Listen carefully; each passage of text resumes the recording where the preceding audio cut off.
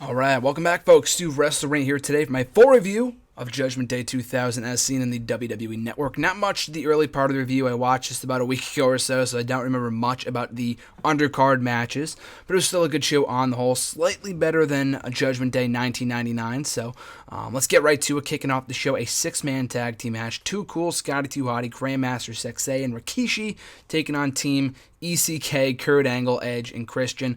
Pretty entertaining match. I mean, anything involving Kurt Angle is going to be great, as you know. Then you throw in Edge and Christian into the mix, and I've always been a huge Too Cool fan. So you got yourself a pretty fun six-man opener, nothing on the line whatsoever, just kind of a standard six-man tag team match. Entertaining action, good opener, not much to say about that. Other than that, Too Cool comes out victorious. Like I said, nice way of kicking off the show. Up next, a triple threat match for the European Championship with Eddie Guerrero defending against Dean Malenko and Perry Saturn. So three of the former Radical members, and this was around the time that Eddie Guerrero was doing the thing with China. That whole program, that whole angle, which was always incredibly entertaining. Again, pretty good matchup, nothing, nothing earth-shattering. And you would think it would have been much more memorable than it ended up being, considering the fact you had two of the greatest technical professional wrestlers in the matchup, Dean Malenko and Eddie Guerrero. But it was a fine triple threat match. Wasn't bad at all. It was good. Nothing great, but nothing special either.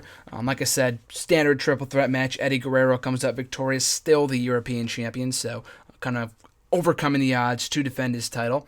And this is when we get into the more memorable matches, in my opinion. I keep on botching that word here today. But this is when we get into the better matches on the card. Up first, the Falls Count Anywhere match between Shane McMahon and The Big Show.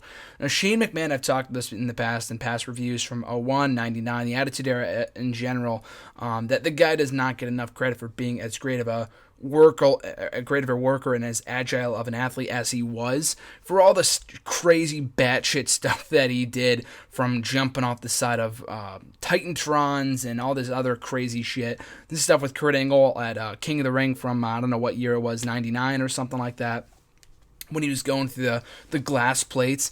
And the guy was nuts, and this match was no exception, taking an incredible just an incredible beating at the hands of the Big Show, kind of coming off of their alliance at WrestleMania 2000. That was kind of the connection going into this matchup, when Shane McMahon represented Big Show in the Fatal 4-Way Elimination match for the WWE Championship at WrestleMania. Of course, Big Show was the first one eliminated from that matchup.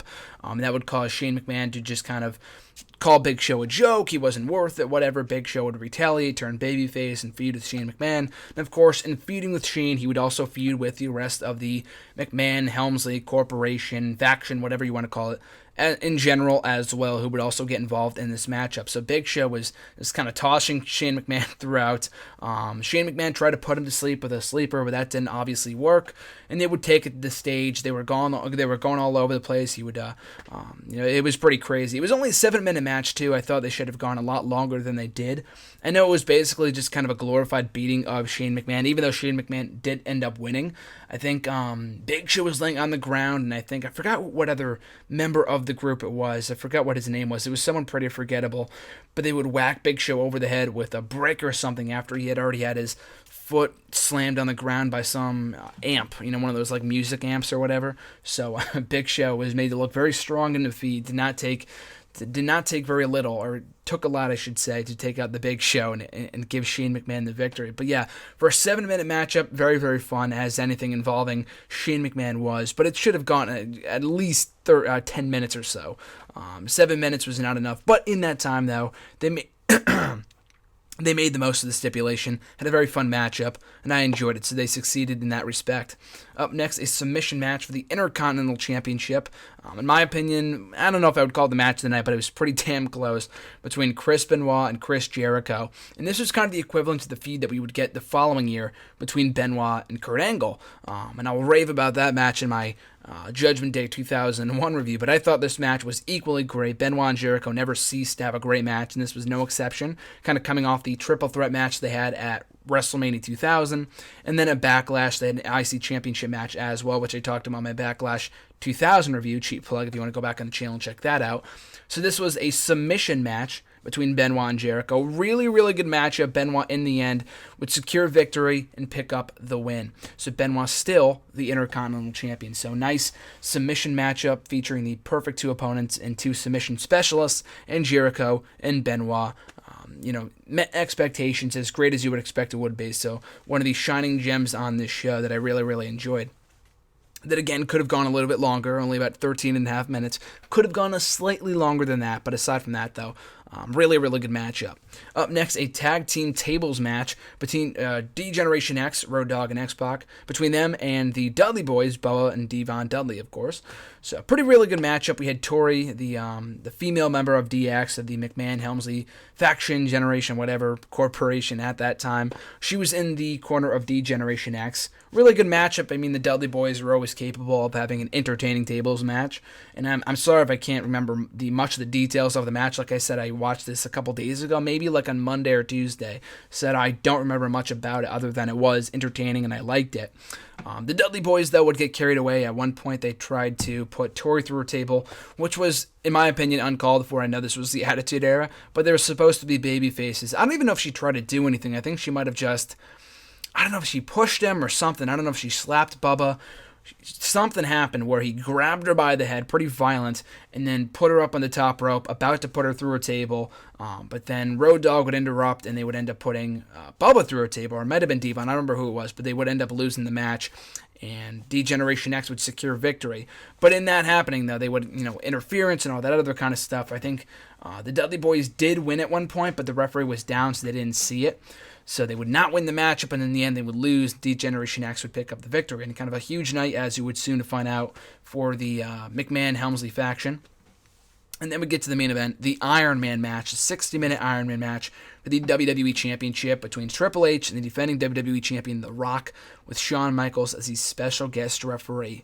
So a fantastic matchup. I mean, Iron Man matches in WWE are very far and few between, but when they're done right. In my opinion, one of the better matches of all the Iron Man matches in WWE history. It's hard to call it the best because I love the one between Shawn and Bret Hart from WrestleMania 12. This was a different kind of matchup, obviously. This was years later. You had Shawn Michaels kind of thrown in there as a special guest referee who obviously had history with both men. And I love the fact that they reflected on that they kind of went back and they mentioned this. They alluded to Shawn Michaels being the special guest referee for the WWE title match on the first ever episode of SmackDown in August of '99 in the matchup between Triple H and The Rock that would cost The Rock the WWE title. So that's pretty cool that they kind of threw that in there, and Rock didn't know if he could trust Shawn Michaels, and Triple H didn't know if he could trust him either, since he hadn't been a part of DX in about 2 years or so. So it was hard to say. So I thought that was a nice, interesting little X factor in the matchup. We wouldn't get interference until the end. Triple H would say that to the McMahon-Helmsley faction to kind of back off. He wanted to do it himself, and of course, it would get involved anyway at the end, which I'll get to in a minute. But there was more obviously going on in this match. This was a different kind of Iron Man match, as I said, than the Bret and Shawn one from WrestleMania 12. There was always something going on. It was nonstop action. I mean, there were, rest holds and stuff like that, so it wasn't crazy from start to finish. But, it went by pretty quickly. Obviously different than Shawn and Bret in the fact that, and I almost said Shret, and Shawn and Bret from WrestleMania 12, there were no pinfalls, there were no submission victories until the very end, until they went into overtime. In this matchup, it was very akin to the Cena-Orton Iron Man matchup from the Bragging Rights pay-per-view in 2009 when it went like 4-5 or 5-5. This was very similar to that. Triple H was the head for most of the time. In the end, it would come down to like 5-3. And then I liked how they kind of spaced out each of the falls. Like at one point, Triple H got himself disqualified. At another point, when Rock hit the rock bottom on a commentating table to Triple H on the outside, which would give him a count-out victory. So they didn't get pinned every 2 seconds. There were some schoolboys mixed in, some inside rolls, inside packages, whatever. So they kind of mixed it up a little bit. It wasn't a standard submission win and a standard pinfall win. They would kind of mix it up between DQs and countouts and whatever, kind of protecting both guys. So that was nice. Rock would get a countout win with the like I was saying, the rock bottom, not through the table. It would not crash the table for whatever reason. I don't know if that was a botch or not. But he would do the rock bottom on the outside, roll back into the ring to score the next count. So it would go 5-4. Rock would beat Triple H again to tie it 5-5. And in the final few minutes, we would get interference from, of course, the McMahon-Helmsley faction. They would come in to help out Triple H, even though at the start of the matchup, he said that he didn't want any help, but he wanted to desperately win that title. And it didn't matter to The Rock, because even if it's a tie, The Rock still retains the WWE title. So it didn't really matter to him, so it was kind of a different dynamic with him being champion coming into this.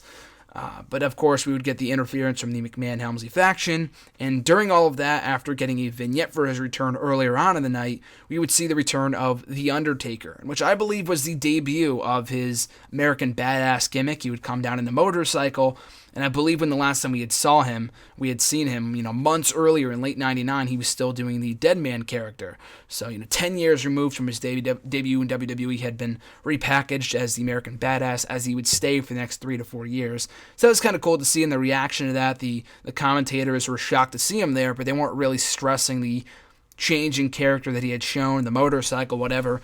Maybe they would the next night, but this was the official return of The Undertaker. He would take out all of the faction, every member of the McMahon-Helmsley faction. Shawn Michaels was down, so he didn't see any of this. And by the time he got up, he saw Undertaker chokeslamming Triple H in the final minute of the matchup, in the final few seconds. And as soon as the matchup ended, you would hear Shawn Michaels calling for the bell. We all thought it was him just calling for the bell for the end of the matchup, but instead, it was him calling for the bell to give a disqualification win to Triple H, to give him the 6th and final win over The Rock in order to secure his WWE Championship victory. So, of course, Triple H would walk out of this matchup as the new WWE Champion. A lot of questions to be told was whether Shawn Michaels was in on it, or what were Undertaker's real intentions, The Rock getting his title back, being put in chase mode. A lot of cool stuff here. So I thought the storytelling at the end here with all the chaos, which I'm not usually a fan of, but in this case, it was done really, really well. The match itself I thought was great. That's why I said I kind of hesitate to say that the Benoit Jericho match was the match of the night, because I thought this match was fantastic. I mean, we don't get many Iron Man matches, as I said before, Iron Man matches, but this one was really, really good. And I thought both Triple H and The Rock went the distance. They did a great job. Triple H in the end win the championship and kind of tell a further telling the story for the weeks to come. So on the whole, I thought it was a good show, slightly better than Judgment Day 99, which I thought was a decent show, like I talked about in my review, but it wasn't really anything, must-see, got to go back and watch this. If you had a few hours to spare, then maybe. This one, I would not stress that you go out of your way to watch it. I thought it was a good show, but I didn't think it was stellar or anything like that. If anything, I thought the final 4 matches were really good. The first 2 were decent, nothing too special, but I thought Shane and Big Show was fun. Benoit and Jericho was very well wrestled, excellent match. The DX and Dudley Boyz thing was good. It wasn't great, but it was good. And the main event I thought was fantastic. So any one matchup from the show to check out, definitely the Iron Man matchup between Triple H and The Rock. No real need to go back and watch the show in its entirety, but it is a good show, though. You will enjoy it if you do sit down to watch it. I think it clocks in at about 2 hours and 40 minutes, so it's not that bad of a show to sit through. But that's going to do it for my review of Judgment Day 2000. Appreciate you guys checking out the review. If you want to support WrestleRant, make sure to share, subscribe, like, and comment. All support is greatly appreciated. And, of course, you can find me on Twitter at WrestleRant, on Facebook at facebook.com/graham.gsm.matthews, and at nextEraWrestling.net for my full written reviews of Raw, SmackDown, Impact, NXT, Main Event, Lucha Underground, Superstars, and everything else in between. That said, folks, have a great weekend. Thanks for listening again, and I'll catch you guys on Tuesday with my review of 2001's Judgment Day event.